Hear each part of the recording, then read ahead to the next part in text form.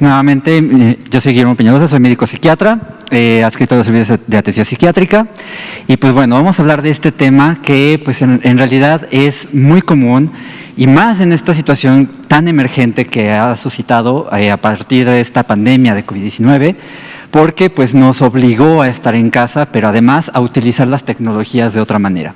Y algo bien importante que tenemos que tomar en cuenta es cómo está la situación en México, ¿no? Tenemos varias encuestas ya realizadas por el INEGI, en donde se dice que hasta 80 millones de personas usuarias de Internet en México se presentan del 120 o 130 millones del total. Imagínense nada más, es casi el 75% de todos los mexicanos que ya tienen acceso al Internet. Pero hay dos poblaciones bien importantes. ¿Por qué? Si recuerdan la semana del suicidio, las personas que tienen de 15 a 29 años se encuentran dentro de la segunda causa. El suicidio es la segunda causa de muerte a nivel mundial. Entonces, ¿cuál es la población más importante? 12 a 17 años, casi del 100% del 12 a 17 años de personas, de niños, el 88% utiliza Internet. Y de 18 a 24 años, 91% utilizan Internet. Entonces, estamos en una situación que podemos utilizarla para un mejor bienestar, para una mejor salud mental, ¿no? Ahorita vamos a ver cómo podemos hacer esa parte. Además de esto, se encuentran hasta 86.5 millones de usuarios de teléfonos celulares en México. Vean nada más esa proporción. Se puede tener acceso a Internet no solo a través de computadoras, sino también a través de teléfonos celulares. Estas son cifras muy importantes porque se cree a veces que no hay tanto acceso al Internet, no hay tanto acceso a la tecnología, y en realidad estas encuestas nos están diciendo que sí existe un cierto acceso a través de varios medios, ¿no? Además de esto, el 93% pues cuenta con al menos un televisor en casa, y la televisión ahorita ya está pasando también a medios digitales. Es bien importante porque ahora pues los maestros están utilizando mucho la televisión para poder dar las clases. Imagínense nada más eso, ¿no? O sea, poder dar clases a través de televisión. ¿Quién se iba a imaginar esa idea tan innovadora, ¿no? Tan padre además? Lo que sí es importante también es para qué se usan principalmente los medios digitales. En primer lugar está el entretenimiento. Definitivamente el entretenimiento es algo que todos buscamos, ¿no? Ya sea pues el fútbol, ya sea pues algún concierto, etcétera. Y pues bueno, ahora tenemos esta cuestión de los medios digitales y el 92% lo utilizan para eso. Pero también 91% de todas estas personas lo utilizan para información. Y esto es bien importante porque pues desgraciadamente hay tantísima información que muchas veces se pueden encontrar las noticias falsas, como bien lo mencionaba el doctor Quijada. Y otra de las cosas también para que se utilizan los medios, y esto es porque la naturaleza humana es buscar el poder estar comunicados todo el tiempo, ya sea pues a través del lenguaje corporal, ¿no? Ya sea a través del habla, ya sea a través de los libros, pues ahora se puede utilizar la comunicación a través de los medios digitales. Y esto puede ser hasta un 91% de las personas lo utilizan los medios para poder comunicarse. La siguiente, por favor. Pero bueno, una de las cuestiones bien importantes que a todos también nos agarró en curva es el trabajo a distancia. ¿Y qué es lo que sucedió con el trabajo a distancia? Pues en realidad ya se habían hecho ciertos estudios, cierta observación de qué es lo que sucedía en la salud mental de las personas cuando llegaban a trabajar a distancia 1 o 2 días a la semana. En especial en las mujeres que acaban de dar a luz, y que se encontraban en este periodo en donde estaban con la pérdida del contacto con el hijo.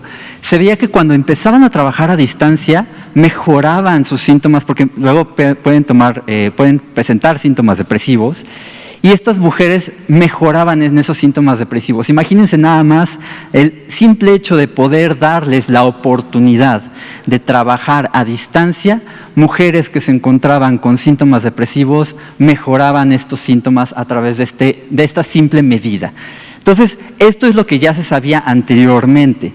Actualmente, y esto porque pues, nos agarró a todos en curva y realmente no se sabe con exactitud más que una cuestión muy anecdótica, y que por cierto, si hay alguien, algún profesional de la salud mental que lo esté viendo en este momento, hay mucho tema de tesis en esta parte, para sus trabajos de investigación bien padres, pues existen muchas cuestiones anecdóticas en donde las personas han mejorado sus hábitos alimenticios, han mejorado sus tiempos de sueño, ¿no? Pueden ya tener una mejor calidad, una mejor higiene del sueño.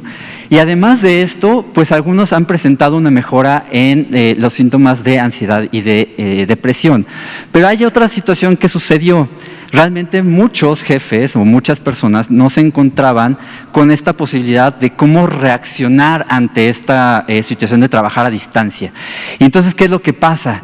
Les están marcando casi todo el tiempo, todo el día, les mandan correos todo el día, no hay una desconexión como tal, y esto sí les ha llegado a provocar un poco más de estrés. Esta situación se habla pues en una cuestión cuando ahora sí que están trabajando todos los días en casa, todos los días, y pues no puede existir esa desconexión, y esa parte es lo que anecdóticamente presentan las personas o han referido que se sienten un poco más estresadas por esa parte, ¿no? Además, otra cosa, pues existen también estas cuestiones de que vamos a hacer una junta, ¿no? Y las juntas empiezan a extenderse hasta más de 2 horas. Realmente la atención sostenida de una persona no puede mantenerse por más de ni siquiera 160 minutos, ¿no? O sea, es ya extenso. Se empiezan a cansar y entonces estas juntas de más de 2 horas lo único que van a provocar es que se estresen más, que se cansen más, que no sean tan productivos y que no pongan atención y no tomen las medidas o los consejos que les están mencionando sus jefes en ese momento, ¿no? Entonces ahí se viene como toda la parte negativa de esta situación. Pero esto es porque pues, realmente no sabían, o no sabíamos más bien, cómo reaccionar ante el trabajar a distancia. Y esto pues porque muchos todavía no se convencían de cómo llegar a poner esta pequeña medida pero tan sencilla, ¿no? Entonces, por este lado del trabajo a distancia todavía queda mucho que observar, mucho que atender. Como les decía, puede ser un gran trabajo de tesis. Adelante, háganlo. Y pues bueno, vamos a la siguiente para poder hablar de otro tema bien importante, que es las redes sociales. Ustedes, papás, señores, alguien que esté con el miedo, con esta sensación de qué es lo que voy a hacer con mis hijos que se la pasan todo el día pues viendo sus redes sociales o que están comunicándose nada más con sus amigos a través de Instagram o subiendo cosas o etcétera, etcétera. Bueno, primero que nada quiero empezar con esta pequeña frase, esta oración que me parece muy importante para todos los profesionales de la salud mental y bueno, para también médicos que atienden a las personas. Cualquier entendimiento actual de la salud mental del adolescente y del adulto debe contemplar el uso de las redes sociales. Muchas veces se deja de lado esta parte de, ya es una parte integral de nuestra vida diaria, no lo podemos poner como algo que no existe, que no tiene una consecuencia. ¿Cuál es la consecuencia? Si va a ser positiva o negativa, bueno, se tiene que estudiar muchísimo más, un poco menos sesgado, pero definitivamente es una cosa que tenemos que tener muy en cuenta y preguntar también con los pacientes, con las personas que estamos atendiendo, cómo se sienten con las redes sociales, ¿no? Esto es bien importante. Y pues bueno, también tener un panorama general, porque se cree que no todas las personas realmente utilizan pues, las redes sociales, pero eso es también muy falso. En realidad, en Facebook, por ejemplo, tenemos hasta 2.5 millones de usuarios en el mundo. Imagínense nada más bien 2.500 millones de usuarios en el mundo, no 2.5, 2.500 millones de usuarios en el mundo. Eso habla un poco más del tercio de la población mundial. Imagínense la cantidad de personas que están ahí y el 90% de ellos tienen menos de 35 años. YouTube tiene 2.000 millones de usuarios actualmente y el rango de edad de las personas que más lo utilizan son de 15 a 25 años. Entonces ahí nuestros adolescentes es un punto rojo que tenemos que tener muy en cuenta. Instagram, 1.000 millones de usuarios en el mundo y 18 a 34 años son los usuarios principales. Y por último tenemos TikTok, esta red que de repente dio así un repunte impresionante que en el último año ha desbancado cualquier otra cosa y es de verdad una de las más tendenciosas. Y, por supuesto, se dice que de 16 a 24 años es la población mayor, aunque también menores de 16 años lo están utilizando. Entonces, hay que saber que se encuentran muy disponibles estas redes y se tienen que ustedes meter tanto como profesionales de la salud, como los papás, como los usuarios, todas personas se tienen que meter a qué significa o qué es lo que ofrece cada red social. ¿Sale? La siguiente, por favor. Pero, ¿para qué se usan las redes sociales? ¿No? ¿Cuál es el motivo o por qué tenemos que usar las redes sociales?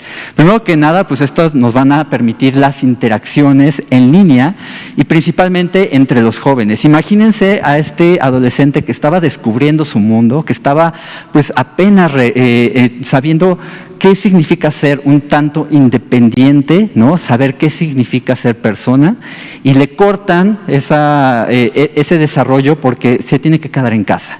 Entonces, ¿cuál es la única manera que se puede llegar a comunicar con sus pares, con sus amigos, con estas personas con las que se identificaba? Y como mencionaba el doctor, el tener este sentido de pertenencia, pues a través de redes sociales. Es la única manera que actualmente realmente tienen que no les ponga en riesgo de contagio tanto a ellos como a sus familiares, ¿no? Entonces, eso es así como el principal punto por el que se utilizan estas redes, ¿no?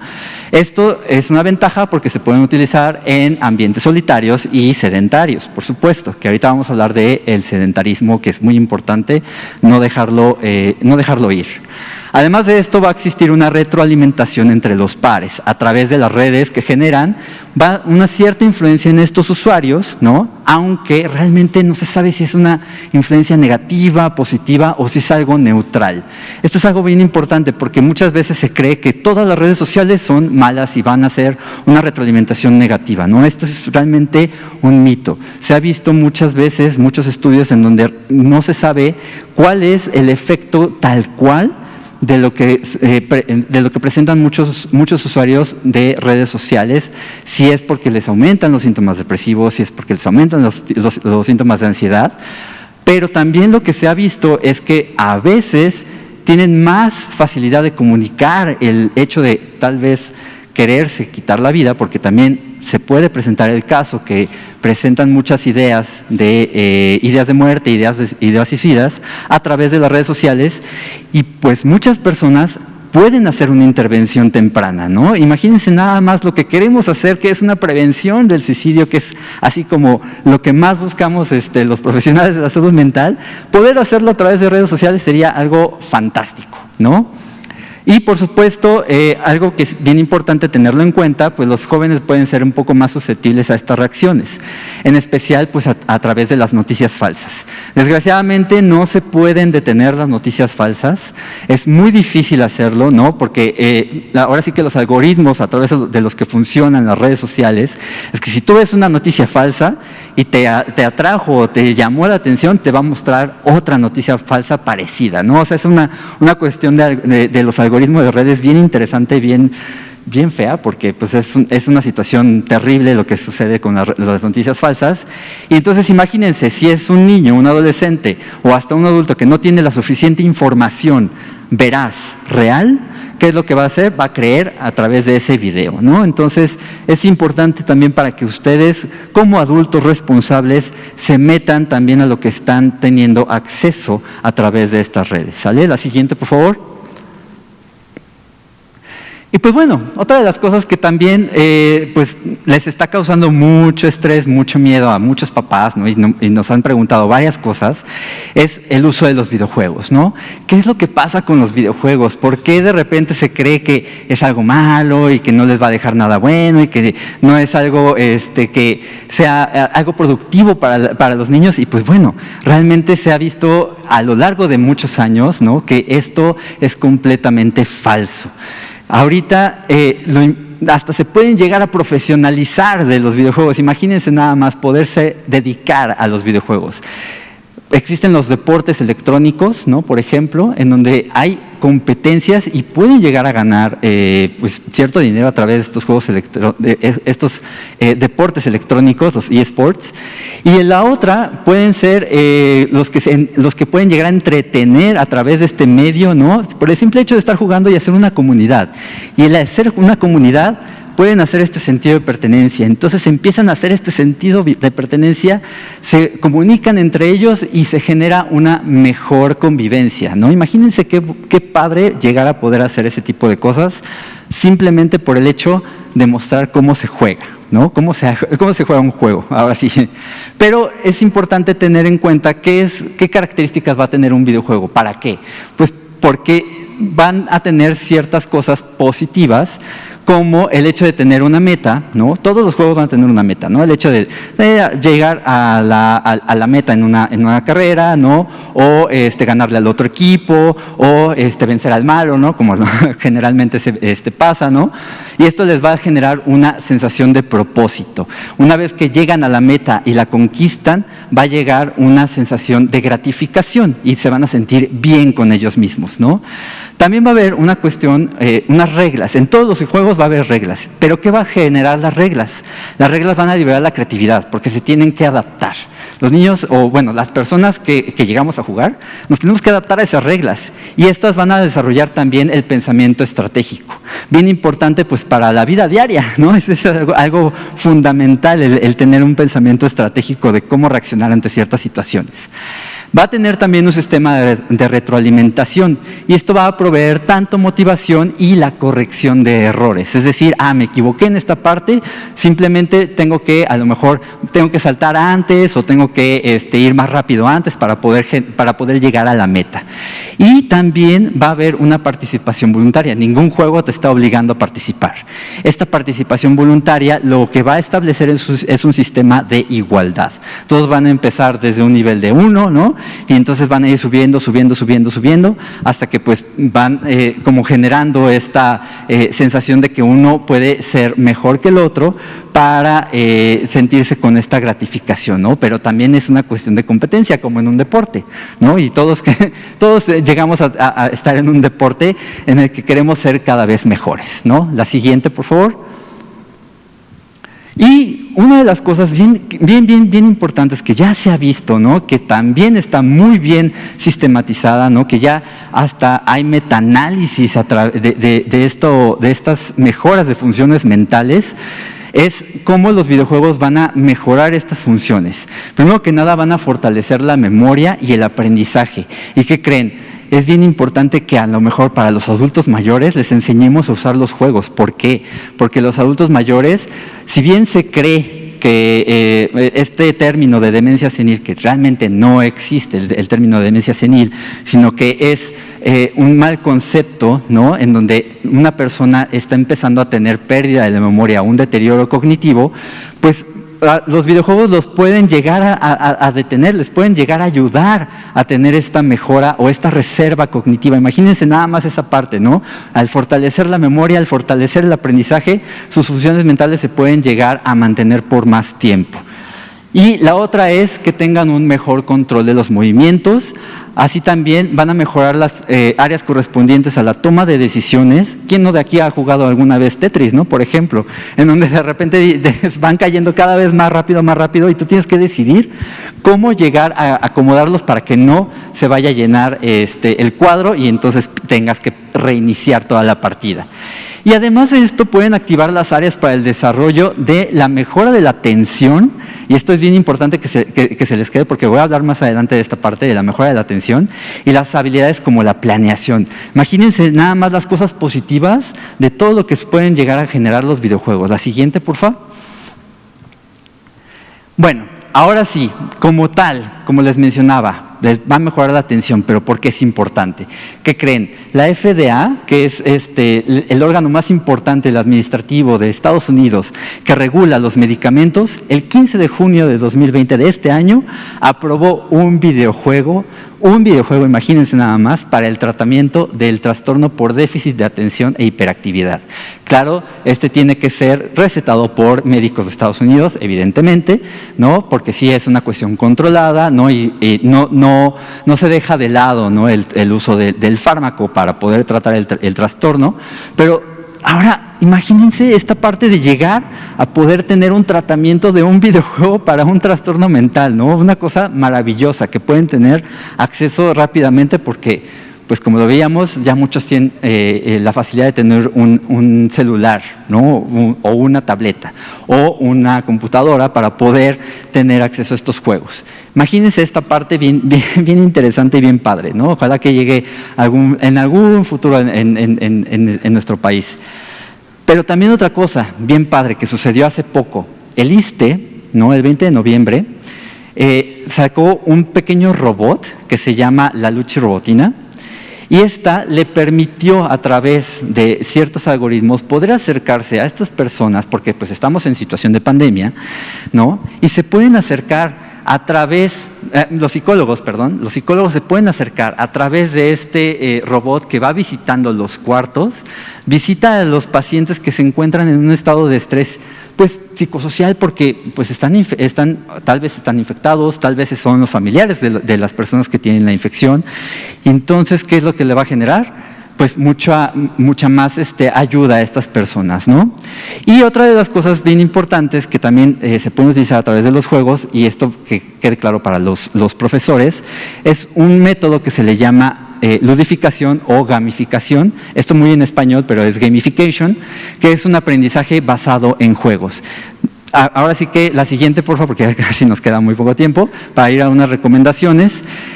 Bueno, primero que nada, hay otra cosa pues que se llama el trastorno por uso compulsivo de juegos, ¿no? En donde va a tener 3 características importantes.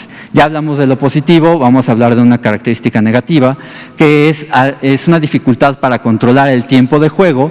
Va a tener una prioridad por realizar la actividad del videojuego por encima de cualquier otra actividad, y va a tener un aumento en la conducta compulsiva a pesar de tener consecuencias negativas. Este diagnóstico solamente se encuentra en el CIE-11, que está aún en revisión, no es oficial todavía, que quede muy claro esa parte. Todavía nos estamos basando en el CIE-10, que es el Catálogo Internacional de Enfermedades por la OMS. Entonces, bien importante que se está considerando, pero como profesionales de la salud mental nos tenemos que actualizar. Y esto es un tema que tenemos que tener en cuenta. La siguiente, por favor. Y bien importante, solo el 3% de todos los videojugadores lo van a presentar. O sea, realmente 3 de cada 100 videojugadores.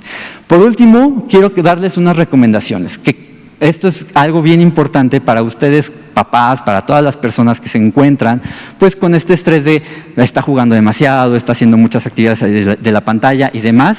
¿Cuáles son las recomendaciones que la OMS tal cual está diciendo que tienen que tener de un tiempo de uso de pantalla?